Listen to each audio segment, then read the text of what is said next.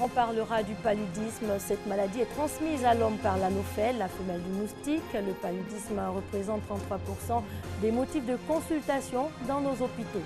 On reviendra sur cette grosse surprise, le sacre de Bob Dylan, le musicien-compositeur, est le prix Nobel de littérature 2016. C'est une première depuis la création du prix en 1901. Ce soir, pour votre éphéméride, on ira en République du Zaïre, actuelle République démocratique du Congo. Le 27 octobre 1971, le président Mobutu Sese Seko renomme à la fois le pays, le fleuve et la monnaie sous le nom de Zaïre. C'est l'année des 3 Z. Bonsoir à tous et merci de vous informer sur RTI2. Pour commencer, on va s'intéresser au paludisme. Cette maladie est transmise à l'homme par l'anophèle, la femelle du moustique. Le paludisme représente 33% des motifs de consultation dans nos hôpitaux. 300 millions de crises palustres sont recensées chaque année, la plupart en Afrique où, selon l'Organisation mondiale de la santé (OMS), un enfant meurt chaque minute des suites de cette maladie. Delphine Blas. Le paludisme tue entre 1 et 3 millions de personnes chaque année, dont 90% sur le seul continent africain. Le responsable est un parasite transmis à l'homme par les moustiques anophèles.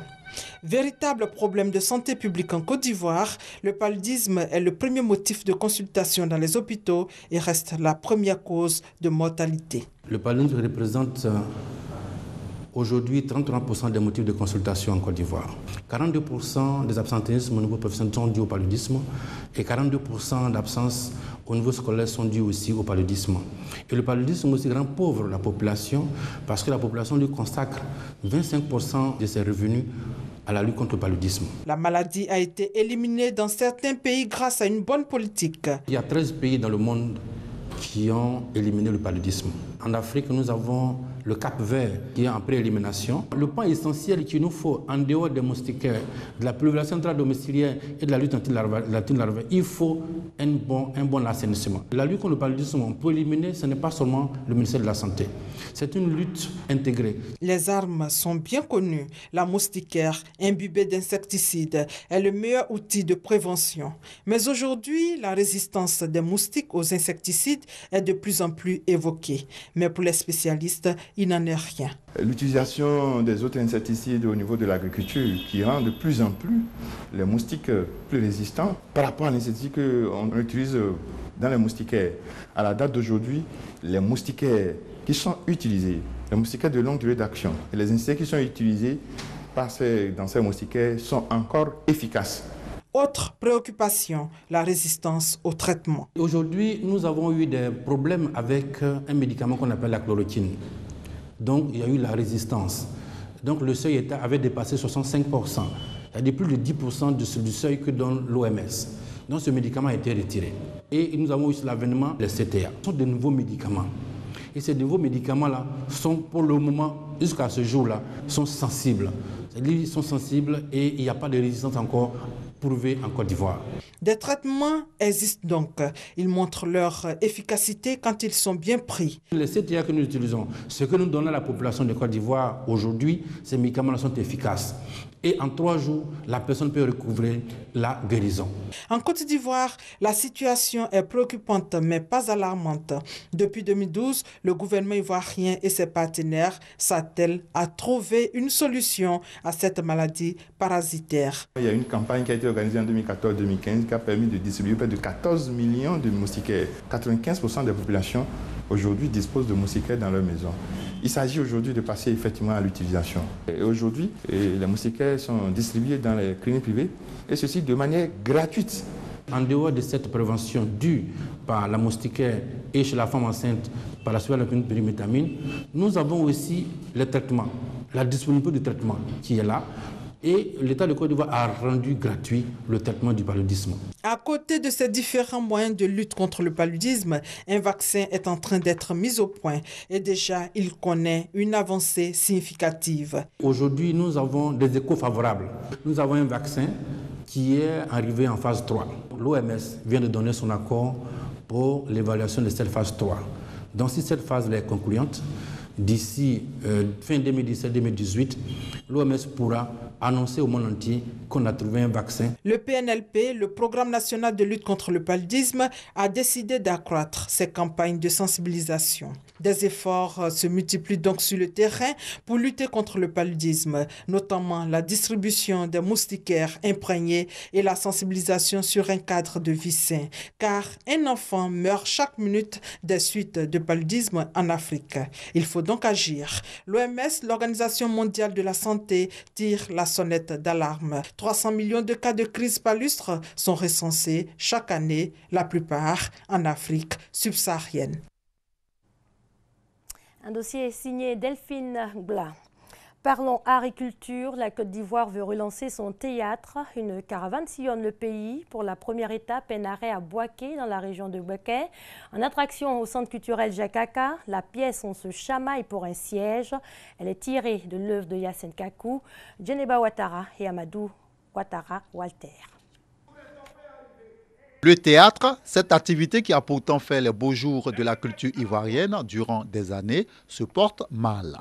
En vue de lui redonner toute sa noblesse, le ministère de la Culture et de la Francophonie initie des spectacles de promotion du théâtre dans une dizaine de régions du pays. Le théâtre connaît quelque peu un déclin et il faut faire en sorte que le théâtre redevienne un art qui draine du monde. Et donc le ministère a décidé de faire ce programme-là de relance de théâtre en Côte d'Ivoire. C'est une occasion qui est offerte au public de pouvoir se distraire. Ça c'est d'un. De deux, c'est une occasion de culture également. Boaké a abrité la première étape. Ouverture marquée par la prestation de la troupe Nzrama dans la pièce On se chamaille pour un siège. Une œuvre de Yacine Kakou, dramaturge ivoirien, qui porte sur la démocratie en Afrique. Pendant plus d'une heure d'horloge, le public n'a pas boudé son plaisir. En tout cas, ça m'a fait revenir 20 ans en arrière et j'étais très heureux de savoir que le théâtre reprend. C'est quelque chose qui a béni notre enfance quand nous étions au primaire. Le théâtre peut reprendre sa place parce que c'est éducatif. C'est de la littérature, la mise en scène. Après le centre culturel Jakaka, une autre représentation de la pièce a eu lieu au lycée municipal d'Ibo Soukalo. Outre Boaké, 9 autres localités seront visitées par les troupes de théâtre jusqu'au 25 novembre 2016. On revient donc sur cette grosse surprise. Un musicien-compositeur sacré prix Nobel de littérature 2016. C'est une première depuis la création du prix en 1901. Doué pour la rime, Robert Zimmermann dit Bob Dylan est un sampleur littéraire. En attendant la remise du prix, le 10 décembre à Stockholm en Suède, retour sur ce sacre.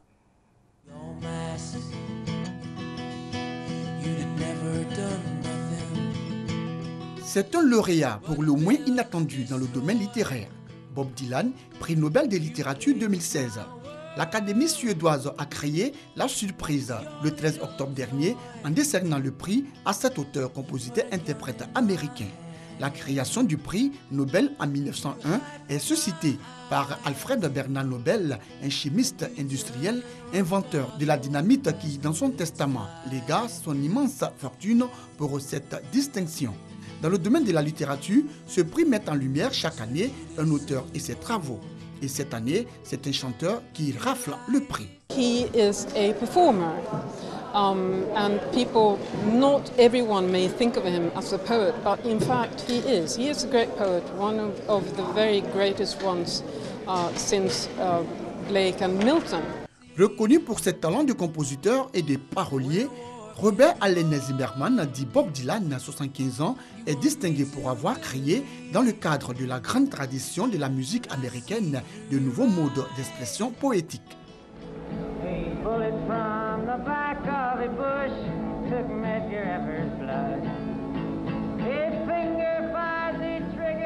Il y a 4 ans, l'artiste a sorti son 35e album Tempest, 50 ans après son premier album en 1962. Bob Dylan, avec plus de 12,5 millions d'albums vendus à travers le monde, mais pas seulement. Certains de ses titres sont étudiés en cours de master à l'université d'Oslo, notamment Master of War, chanson sortie en 1963. Depuis quelques mois, les universités multiplient les formations centrées sur un artiste contemporain. Après les cours dispensés sur les textes de Tupac à l'Université de Washington, un master en art, Beatles, musique populaire et société à Liverpool, les paroles de Jay-Z font l'objet d'études à l'Université de Georgetown sous l'intitulé Sociologie du hip-hop, théodicée urbaine de Jay-Z. Master of War fustige dirigeant belliqueux et fabricant d'armes. Ce titre interprété à la télévision nationale lors de la guerre du Golfe en 1991. Bob Dylan devient la voix de sa génération, celle des années 60, la conscience morale de gauche. I just want you to know I can see through your mask. Le choix de Bob Dylan ne fait pas l'unanimité. Les auteurs fustigent le choix de l'Académie suédoise. Les musiciens, eux, se réjouissent de ce prix considéré par certains comme une récompense pour tous les songwriters. Pour le monde académique, Bob Dylan s'inscrit dans la longue tradition de la contre-culture avec des chansons complexes et poétiques. Mais l'attribution du Nobel au chanteur n'a pas suscité que des réactions enthousiastes. Les écrivains furieux ont dit ceci. Le compenser Bob Dylan, c'est faire l'éloge de la génération des 60s. L'Académie suédoise se ridiculise. C'est méprisant pour les écrivains. Polémique et déception également en Afrique. Depuis 2003, aucun Nobel après le Sud-Africain John Maxwell. Puis le Sud-Africain Nadine Gordimer en 1991, l'Égyptien Naguib Mahfouz en 1988 et le Nigérian Wole Soyinka en 1986. Bob Dylan, le plus grand poète de notre époque, c'est un avis qui se défend. À l'origine, la poésie était indissociable du rythme et de la musique. La création musicale n'a jamais été aussi diversifiée et analysée dans ses moindres détails par des millions d'internautes. Le prix Nobel tient notamment compte du contexte politique mondial accord à la guitare. Robert Allen Zimmerman a vendu ses archives et elles valent de l'or, entre 15 et 20 millions d'euros. C'est l'université de Tulsa dans l'Oklahoma qui en a fait l'acquisition. Parmi les archives les plus rares, des enregistrements de 1959, le numéro de Johnny Cash avec qui il a travaillé ou encore un blouson en cuir. Dylan, qui évite les médias, n'a toujours pas réagi publiquement à cette distinction malgré les tentatives répétées de l'Académie suédoise pour le joindre. La cérémonie de remise du prix se déroule chaque année le 10 décembre, anniversaire de la mort d'Alfred Nobel. Le roi de Suède remet à cette occasion un diplôme et une médaille à chaque lauréat. Il est arrivé que des lauréats ne puissent assister à la cérémonie en raison de problèmes de santé. Le philosophe français Jean-Paul Sartre a pour sa part refusé le prix en 1964.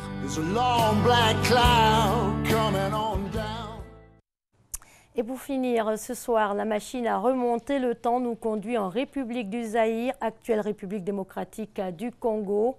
En 1971, le président Mobutu Sese Seko renomme à la fois le pays, le fleuve et la monnaie sous le nom Zaïre. C'est l'année des 3 Z. Les prémices de cette campagne pour l'authenticité démarrent le 27 octobre 1971. C'est votre éphéméride avec Franck Kouadio. Le 27 octobre 1971, le président Mobutu Sese Seko annonce le recours à l'authenticité, c'est-à-dire une série de mesures pour se détacher de toute influence de l'Occident. Ce sera la zaïrisation. Les principes sont précis. Un exemple, le changement de nom. Joseph Mobutu devient Mobutu Sese Seko Kuku Ngendu wa Zabanga. Une nouvelle monnaie, le Zaïre, divisé en 100 makuta pour remplacer le franc congolais. De nombreuses villes rebaptisées et les monuments coloniaux retirés. La zaïrisation sera l'un des événements marquants du régime mobutiste. Il sera aussi symbolisé par la nationalisation progressive des biens et propriétés appartenant à des non-nationaux. Officiellement, cette mesure s'inscrivait dans un effort de réappropriation nationale et de redistribution des richesses acquises pendant la colonisation. Pour les observateurs, elle va se solder par un échec. De manière générale, les nouveaux propriétaires de biens économiques n'étaient pas suffisamment préparés pour assurer sur le long terme la gestion de l'outil de production. De plus, la politique nationaliste du régime freinera les investissements étrangers. La corruption deviendra lampante. On accusera même Mobutu de détournement de devises d'État vu sa richesse colossale. En 1984, Il est l'un des hommes les plus riches de la planète avec 4 milliards de dollars. On parle de 2, 3, 4, 5 milliards de dollars. Ah bon? Moi, je croyais que c'était dans les 50, 100, 2000 milliards, quelque chose de ce genre. Beaucoup de chiffres sont cités, effectivement. Qui veut noyer son chien? Vous connaissez la suite. Voilà, c'est tout pour ce soir. Bonne soirée sur les antennes de l'RTI, la marque du service public.